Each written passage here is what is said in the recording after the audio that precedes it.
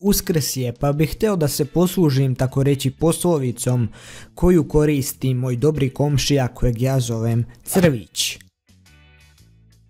Ide Uskrs, srce kuca, ko će s kime da se tuca, ovo je prilika ko iz raja da nekome polupaš jaja.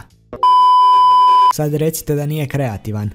U svakom slučaju danas ćete vidjeti neke od najsmešnijih momenata snimljenih za Uskrs i to bi bila neka kompilacija failova za Uskrs.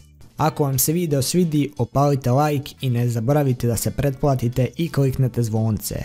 Također, ako vam nije mrsko, posjetite kanal moga kolege M-Media mreža koji je jako blizu cifri od 100.000 subscribera i htio bi malo da ga poguram do te cifre. Naime, snima sličan kontent kao i ja, top liste, misterije, zanimljivosti, mitove, legende i tako to. Tako da imat ćete prvi link u opisu, pa ako želite malo ga pogurajte do tih 100.000 subscribera. Ja sam dovoljno pričao, a na vama je sada da uživate i smijete se uz ovu kompilaciju.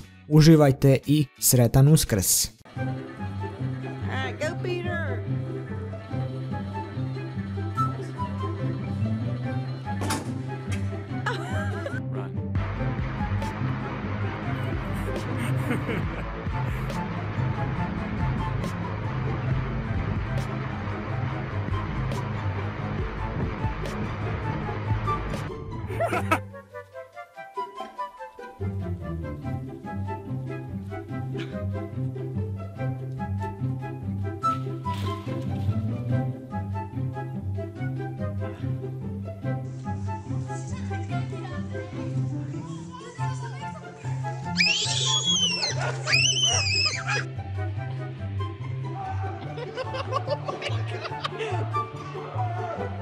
This guy, man, is retarded.